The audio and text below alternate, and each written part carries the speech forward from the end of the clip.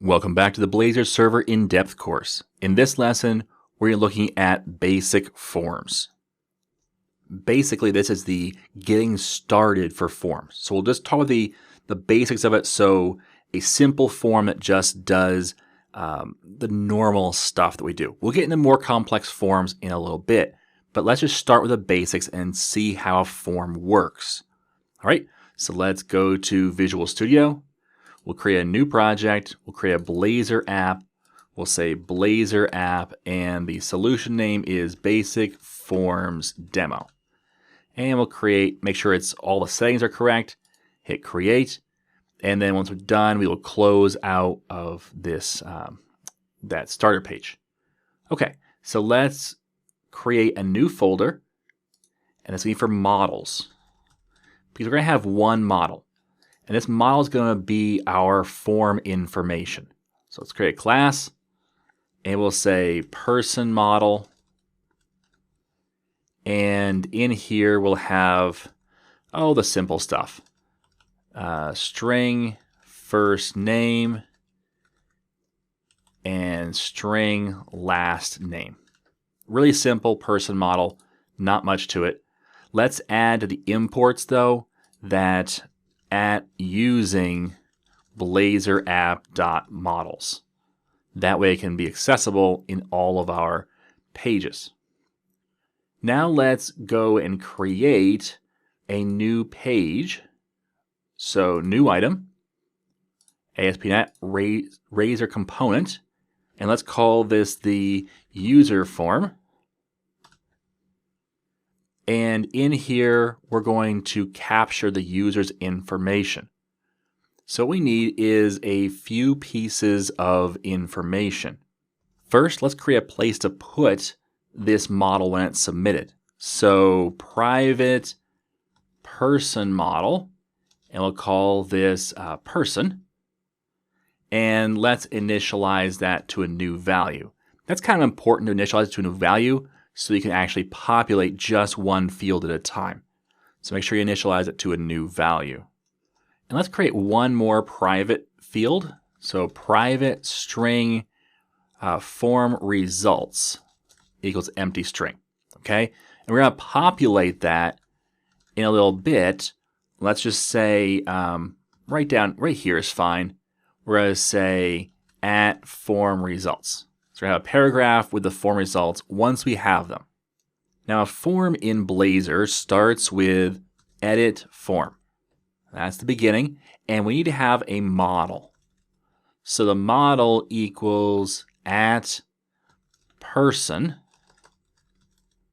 Okay, that's this value right here. And now we have our edit form. Okay, so what it's saying is this person is the model for this form. So we're going to fill up when we submit our form. Now, in here, we're going to create a couple of inputs. So input text, we're going to give it an ID of first name, and then we're going to say at bind value equals person dot first name. Okay, so what that's doing is it's creating an input box. So input text is the kind of the wrapper that creates an input field. And it says, okay, what's the ID for the input field? It's going to be first name.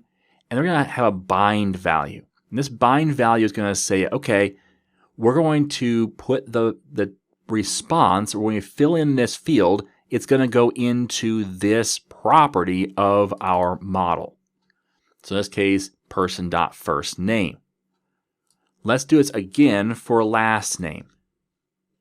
Now what we're going to do is we're going to have a submit button. So button type equals submit, and we'll say submit. And let's give it a class too while we're at it. So class equals btn and btn dash primary. So now we have an edit form with two fields. Whoops, they're both first name. That's not good. How about last name and last name. There we go. So you have two input fields, one for first name, one for last name. We have a button to submit, and it's important we have as type equals submit, because that identifies this button is a submit, meaning when you click this, it's going to submit the form. What we put here can be anything you want. You can have, input, or you can have run, or you can have whatever you want, but the button type, if it's submit, is going to submit the form when you click it. All right, so this edit form is a special type of Blazor object that wraps and sets up the form tag with what would normally be a post action. But in this case, it's not really a post, and that's one of the questions that comes up sometimes is, well, is this a get, a put, a post? What is this? Well, it's not really any of those things, because those things are all about HTTP verbs, meaning going across the web directly. And that's not what this is doing. This is sending the data across SignalR. So it's going to be packaging it up in binary and sending it through. So there is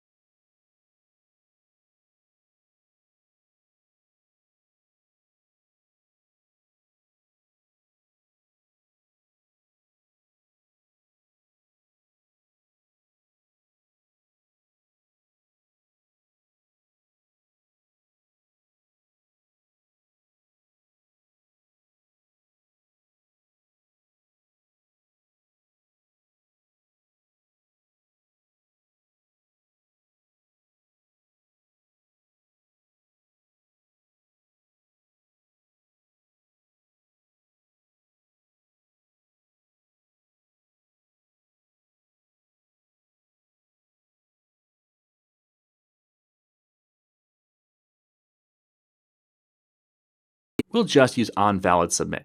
Now we're going to do validation in the next lesson, so we won't get too deep into that. They'll all be valid, and that's fine for now. All right, so onValidSubmit is going to call handleValidSubmit. So now when you submit, it's going to call this method. And what we'll do is we'll say form results equals string interpolation person.firstname space person.lastname was just created. Okay, so it's going to be a message of saying, hey, this person was just created. Now, let's make sure this runs first. Actually, you know what? Before we do, I'm going to add a little bit more stuff just to kind of show you something interesting.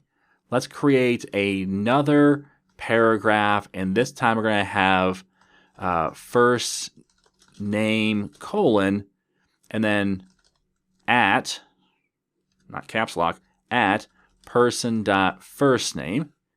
And we'll do the same thing for person.lastname.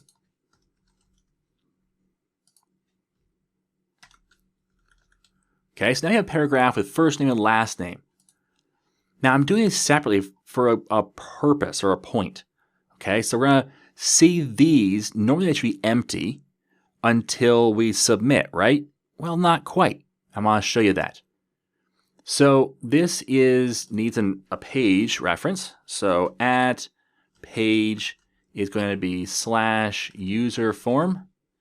And then let's create the nav menu. So this is user form. User form. And again, let's see if there's a form. There is not, so roulette it is. Pie chart, cool. All right, so now with this, we should be able to see our form in action. And again, it's a simple form, but it should at least give us some information how a form works. Okay, user form, first name is nothing, last name is nothing. And there is no paragraph in between for the results. Let's type in Tim. I'm going to hit Tab. Notice the first name is now Tim. And if I hit Corey, now the last name is Corey. I haven't submitted yet. You can tell because when I click Submit, it says Tim Corey is just created. So let me talk through what's happening here. The variable you use, and let's drag us over for a minute and look at the variable. So let's unpin this, and we're going to come back to user form and look at this right here. And I'll kind of drag over the form in just a minute. There we go. Okay, so this variable person right here, this private person model, that's the model we're using for the edit form, which means that as soon as we populate a input and tab off of it, it's going to put the value in the property. Now, we haven't validated yet. We haven't ensured the user fills in all the fields. This is just for as they fill out the form, it's going to fill in this model, which means this onValidSubmit might not run, and yet the model has values in it. And what that just means is that this person model right here, person, is a temporary model. This is not the same model you just got from a database. So if you get a model from a database, make a copy of the values into a temporary model, have the user fill out a form based upon that temporary model, and then on the valid submit, repopulate the real model. Okay? Don't use one model and try and get cheap that way. What's going to happen is you're going to change values even if the values are not valid. So let's just say, for example, I said nothing for Tim. And that is valid. So valid, so now Corey is created. But I've wiped out this value. So even if it came in with Timothy, and I wiped it out thinking I'm going to put Tim, but I forgot to type in Tim, well, now I have no first name at all. So just be careful that you are not using this model right here, this model that's bound to your form, as the same model that you use in other places, unless you only use it after the valid submit is run, and then you kind of wipe it out and start it over. So just be careful of that. Be careful you don't have this issue where you're relying on this model to do too much. That's kind of a pitfall to watch out for. Now let's go ahead and, oops, I shook it too much. There we go. Let's go ahead and hit F12 on this and bring up the developer tools. Actually, it's running the wrong browser. Let me run this again in the right browser. Sorry about that. I'm going to run it again, and this time in the right version of Chrome, I guess you could say. I have one that's better for demonstration purposes because of the fact that it just shows things nicer, has things zoomed in better. So Tim, Corey, and submit. F12, and now, actually, let's just maximize this. And let's bring this up a little bit. Come on. There we go. So now let's do some inspections. Let's inspect this element. Notice, first of all, it's a form tag. So we had edit form for our tag, but it's translated that for the front end as just form. We had input text. Well, this is just input. Again, it's translated it and it's watching it. Also notice that we have two classes applied. One's called modified and one is called valid. These classes will change if it's not been modified or if it's invalid. Let's go off and come back, and then let's open this form back up. All right, and notice that first and last name are valid, which is because there is no invalid state, but they're not modified. But if I put my cursor in here and start typing, and I tab out, now it's modified and valid. All right, and the button is just a submit button. So the front end HTML looks like a traditional form. In fact, it looks even sparser than a traditional form because there is nothing like an on submit here or any indication of what happens when you submit or hit that submit button. So all of this is handled by the SignalR connection that allows us to connect to our C# code through this. All right, so It all still works. It's a little different. Okay, so that's a basic form. You hook up a model. You have an on-valid submit or on-submit or on-invalid submit. And then you have input text items or other types. And we'll get into other types in a little bit. But input text items with a @bind-value and then the connection to the property. You have a submit button, and that's it. You're all set. And now the handle valid submit will only work if everything's valid, and it will give you the, you can then use that object. Just remember not to put a real object here that already has values if you're concerned about the values being changed. So I'd make sure you have a separate temporary object just for the form, and then translate that into the real object in this handle valid submit. Okay, so that's it for this lesson. Now it's time to practice what you've learned before coming back for the next lesson.